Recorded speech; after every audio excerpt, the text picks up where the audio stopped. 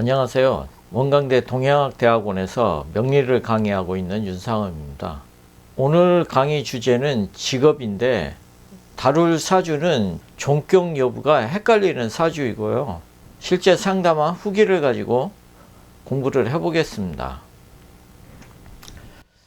사주를 다루다 보면 가끔 종격과 정격이 헷갈리는 사주들이 나타나요. 그죠? 그래서 종격이다 아니다로 의견이 완전히 상반될 때가 있고요. 심지어는 종격이 없다고 주장하는 분들도 있죠. 어쨌든 같은 사주를 두고도 전문가마다 다른 해석을 내놓는 경우가 종종 있어요. 오늘 다룰 사주 역시 그런 사례인데요. 이 사주를 자연물상으로는 어떻게 해석을 했는지 살펴보도록 하겠습니다. 자, 이 사주가 오늘 공부할 사주인데요. 이 사주는 자연명리 카페에서도 한번 올라왔던 사주인데 저한테 직접 감명한 사주입니다.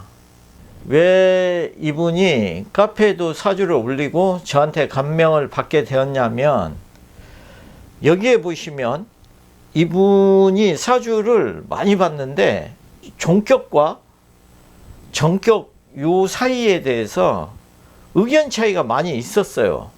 그러니까 지금까지 정격으로 보신 분도 있고 종격으로 보신 분도 있었다고 하잖아요.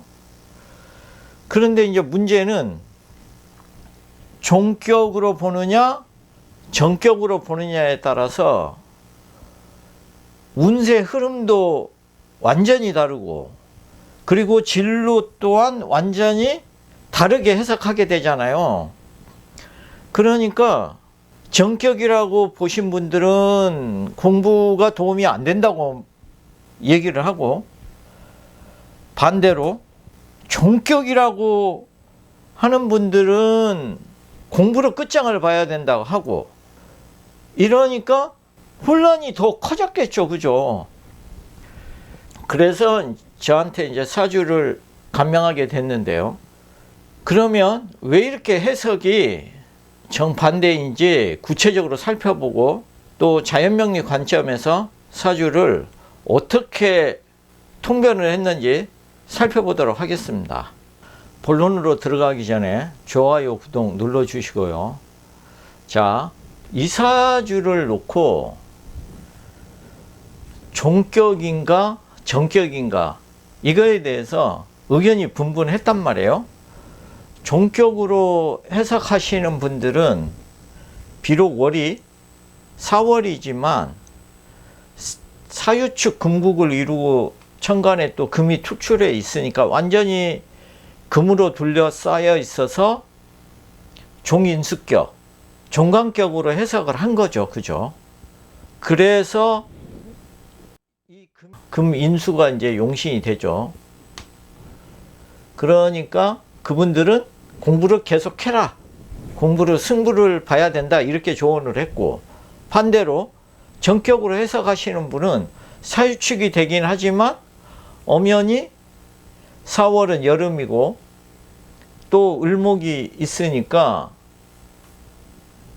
이거는 완전한 종으로 가기 어렵다.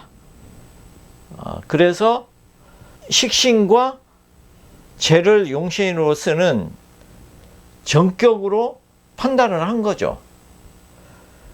그러면 그분들은 금인수가 용신이 아니라 기신이 되는 거죠. 그죠? 그러니까 공부를 하면 안 된다고 조언을 하는 거예요. 이렇게 의견이 반반으로 나누니까 상담 받을수록 더 헷갈렸을 거 아니에요. 그래서 저한테 상담을 요청을 했고, 이분이 상담한 내용을 카페에 후기로 남겨서 그 내용을 통해서 자연명리로 어떻게 통변을 했는지 살펴보도록 하겠습니다. 제가 이 사주를 설명하기 전에요, 두 가지를 물어봤어요. 조상의 부에 대해서 한번 물어보고 외모의 특징에 대해서 물어봤습니다. 그거는 제가 전화로 상담을 했기 때문에 외모를 볼 수 없었어요. 그러면 후기를 통해서 제가 어떤 내용으로 통변을 했는지 먼저 살펴보도록 하겠습니다. 가장 먼저 제가 한 질문은 조부께서 재산 축척을 하시는데 그 방법이 독점적 지위로 재산을 모았는지 질문을 하나 했고요. 두 번째, 외모가 서구적인지 물었어요. 그거는 이제 제가 전화로 상담을 했기 때문에 외모를 볼 수 없으니까 이 두 가지 질문을 했는데, 조부는 과거 사시 합격자가 몇십 명 정도 불과할 때 변호사로 활동하셔서 돈을 많이 버셨다고 그래요. 그러니까 소수의 사람만이 활동하는 독점적 지위로 재산을 형성한 게 맞죠, 그죠? 그리고 왜 서구적인지 물었냐면 사실은 이 사주에서 을목의 형태가 서양난의 형태였기 때문에 그래요. 그래서 동양난에 비해서 외모가 좀 더 화려하게 생겼으니까 서구적으로 생겼을 거다. 이런 판단을 했기 때문에 확인을 해본 거죠. 그랬더니 어릴 때 혼혈 아냐는 말도 자주 들었다고 하잖아요. 그러니까 외모는 서구적으로 생긴 거는 맞겠죠, 그죠? 그러면 이 사주를 자연물상의 관점에서 좀 더 구체적으로 살펴보도록 하겠습니다. 먼저 이 사주를 제대로 이해하고 통변하려면 이 사주를 자연물상으로 그릴 수 있어야 됩니다. 이 사주를 자연물상으로 보면요, 돌 위에서 핀 서양난과 같아요. 이 사진의 이미지를 떠올리시면 돼요. 그 이유는요, 이 사주는 완전히 금으로 뭉쳐있죠, 그죠? 경신, 사유축 금의 신. 그러니까 사주 구조가 완전히 금으로 구성되어 있어요. 거기에 금들 틈바구니에서 을이 생존하고 있는 거예요. 이렇게 돌 틈에서. 그런데 이런 돌 틈에서 자랄 수 있는 을목은 이 난과 같은 그런 식물이에요. 그래서 이 사주는 명리 이론으로 하면 종격은 맞아요. 종격은 맞는데 어떤 데서 자연물상하고 차이가 나느냐면 전통적인 명리 이론으로는 금에 좋아하는 종격이면 금과 부딪히는 목과 화는 귀신이 되는 거예요. 그러니까 있으면 안 되는 거죠. 그런데 자연은 그렇지 않아요. 얼마든지 금과 목과 화가 아름다운 하모니를 이루면서 공존을 해요. 그게 자연의 공존하죠. 그런데 이 오행의 관계를 관념으로 생각을 하니까 자연에서의 공존하는 다양하게 존재하는 자연의 모습을 생각할 수 없는 거죠. 자, 이 사진 봐보세요. 돌틈에서 난이 뿌리를 내리고 아름답게 꽃을 피우고 있잖아요. 그러면은 돌로만 구성되어 있는 것보다는 돌틈 사이에 이렇게 아름다운 난이 피어 있는 게 훨씬 아름다운 모습 아니에요? 그러니까 조상자리에, 여기가 조상자리죠, 그죠? 조상자리에 아름답게 꽃을 피운 난이 존재를 하는데 그 난은 귀하단 말이에요. 그러니까 조상자리에 귀한 것을 갖고 있기 때문에 재물복이 있는 것을 유추할 수 있는 거죠. 이렇게 자연의 시각으로 보면요, 이러한 유추가 너무나 당연한데 명리 이론은 조상자리에 목과 화 귀신이 있기 때문에 나쁘다고 해석을 하게 되니까 실제 현실과는 완전히 동떨어져 있는 거죠. 그런데 이 조부는 어떤 전제가 필요해요. 그게 뭐냐? 독점적 지위를 이용해서 돈을 벌게 되는데요. 그 이유는 이렇게 완전히 돌로 구성되어 있는 바위 틈에서 자라는 을목은 나무과 식물 외에는 별로 없어요. 대부분의 을목이 땅에서 편안하게 자라는 것과 달리 어떤 식물도 자라기 힘든 바위 틈에서 자라고 있잖아요. 그죠? 그러니까 경쟁자들이 올 수가 없어요. 이 환경에는. 오로지 이 을목만이 그 바위 틈에서 생존을 해요. 그러니까 이 환경에서는 저 을목만이 많은 바위를 차지하고 있는 것과 같은 거예요. 그래서 조부가 변호사가 많지 않던 시절에 활동을 하면서 돈을 벌었으니까 독점적 지위를 가지고 돈을 벌었던 상황과 부합이 되는 거죠. 그리고 이제 조부가 형성한 그 재물을 부친이 또 이어받아서 잘 유지했으니까 이분은 경제적으로 여유 있는 환경에서 자랐습니다.